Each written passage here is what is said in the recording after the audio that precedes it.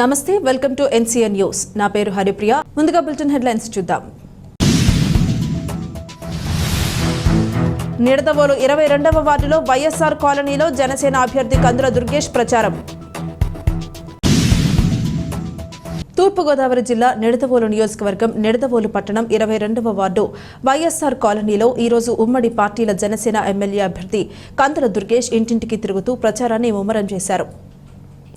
ప్రచారంలో భాగంగా ఆడపడుచులను, అన్నదమ్ములను, అవ్వతాతలను ఆప్యాయంగా పలకరిస్తూ ఉమ్మడి పార్టీల మేనిఫెస్టోను ప్రజలకు వివరిస్తూ కందుల దుర్గేష్కి గాజు గ్లాసు గుర్తుపై పార్లమెంటు అభ్యర్థి దగ్గుపాటి పురంధరేశ్వరికి కమలం గుర్తుపై ఓటు వేయవలసిందిగా అభ్యర్థించారు.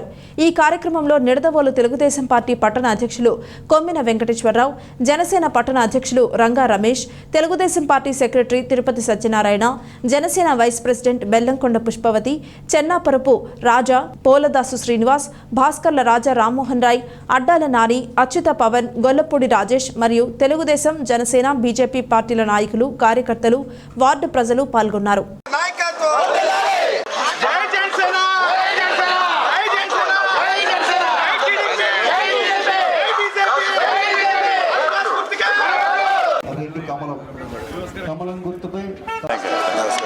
పెద్దలు దీవించాలి. మరి ముందుకు వచ్చారు శేషారావు గారు కాదు, శేషారావు గారు వాళ్ళ బ్రదరు తమ్ముడు గారు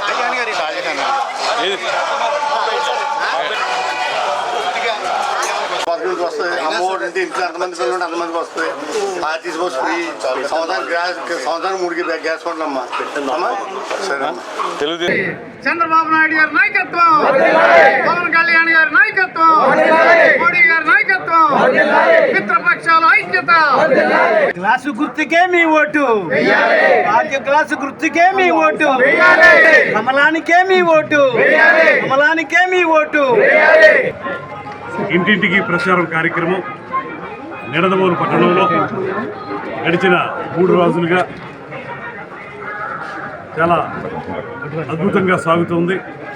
ఈరోజు 22వ వార్డులో పెద్దలు బూరుపులి శ్రీనివాస్ గారు, పట్టణ తెలుగుదేశం పార్టీ అధ్యక్షులు వెంకటేశ్వరరావు, పట్టణ జనసేన పార్టీ అధ్యక్షులు రంగా రమేష్ గారు, మాజీ వైస్ చైర్మన్ పట్టణానికి శ్రీ ప్రసాద్ గారు, శ్రీ సత్యనారాయణ గారు, అదేవిధంగా భారతీయ జనతా పార్టీ నాయకులు రామారావు గారు తదితరులు అందరితో కలిసి ఇంటింటికి ప్రచారం కార్యక్రమాన్ని 22వ వార్డులో కొనసాగిస్తూ ఉన్నాం. ఇక్కడ ఏ ఇంటికి వెళ్ళినప్పటికీ కూడా అద్భుతమైనటువంటి సాధారణమైనటువంటి స్వాగతం లభిస్తుంది. వారందరూ చెప్తున్నారు, మేము చాలా నమ్మి మోసపోయాం, ఈ ప్రభుత్వాన్ని తీసుకొచ్చాం, అందరం ఓట్లు వేసి నెగ్గించుకున్నాం, మున్సిపాలిటీకి కూడా ఓట్లు వేసి నెగ్గించుకున్నాం, కానీ ఇక్కడ మౌలిక సదుపాయాలు ఏవీ కూడా ఇక్కడ ఇవ్వలేదు. ముఖ్యంగా రోడ్ల విషయం కానీ, డ్రైన్ల విషయం కానీ ఏ రకంగానూ కూడా వారు చేయలేదనేటువంటి మాట స్పష్టంగా చెప్తూ ఉన్నారు. దాంతోపాటు ఈ ప్రభుత్వం ఏ రకమైనటువంటి అభివృద్ధి కార్యక్రమాలని చేపట్టలేదని, ముఖ్యంగా నిడదవోలు లాంటి పట్టణాన్ని అలా నిర్లక్ష్యంగా వదిలేసిందనేటువంటి మాట. ఇక్కడ గోదావరి జలాలు ఇచ్చేటువంటి విషయం కానీ, చినకాశీ రేవుకి ఇక్కడ వంతెన మార్గం కానివ్వండి, ఇతరత్ర ఏ అంశాలు ఉన్నాయో అవన్నీ కూడా అలాగే ఉండిపోయినాయి.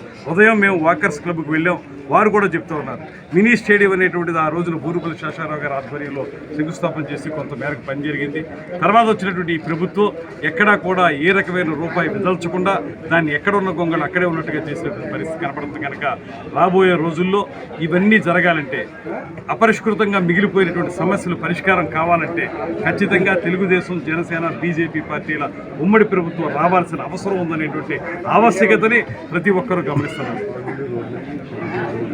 ముఖ్యంగా ఇక్కడ చూస్తే వాళ్ళందరూ చెప్తూ ఉన్నారు, ఇక్కడ సీసీ రోడ్లు కానీ, ఇతర రోడ్లు కానీ, అన్ని రోడ్లు కూడా తెలుగుదేశం హయాంలో బూరుపల్లి శేషారావు గారు శాసనసభ్యులుగా ఉన్నప్పుడు జరిగినాయి తప్పితే తర్వాత ఈ 5 సంవత్సరాల కాలంలో ఎక్కడ ఏ చిన్నపాటి రోడ్డు వేయటం కానీ, డ్రైన్ వేయటం కానీ, రోడ్లు ముఖ్యంగా కచ్చా రోడ్లు చాలా చూస్తూ ఉన్నాం. అవి అలా గాలి కుదిరేసరి తప్పితే అక్కడ పక్కన పాములు వచ్చి అన్ని పెద్ద పెద్ద పుట్టలు నుండి పాములు వస్తున్నాయనేటువంటి భయంతో ప్రజలందరూ కూడా భయభ్రాంతులుగా ఉన్నారు.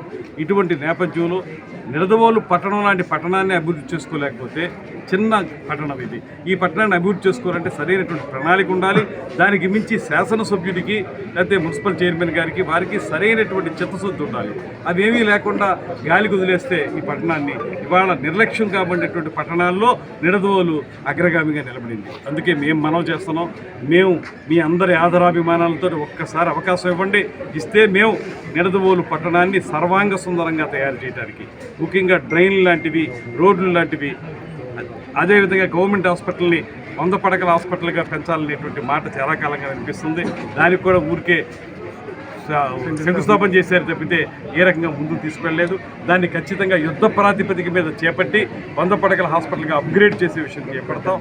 అదేవిధంగా టిడ్కో హౌసెస్ గతంలో చంద్రబాబు నాయుడు గారి టైంలో తయారయ్యి అన్నీ రెడీగా ఉండి ఇక లబ్ధిదారులకు అందించేటువంటి సమయంలో ప్రభుత్వం మారిన ప్రభుత్వం టిడ్కో హౌసెస్లో లబ్ధిదారులకు ఇవ్వకూడదనేటువంటి దురుద్దేశంతో వాళ్ళన్నీ ఆపేసి ఇవాళ కూడా 5 సంవత్సరాలు పూర్తయిన తర్వాత కూడా టిడ్కో ఇళ్ళు ఎక్కడా కూడా హ్యాండ్ ఓవర్ చేయనటువంటి పరిస్థితి కనబడతాం.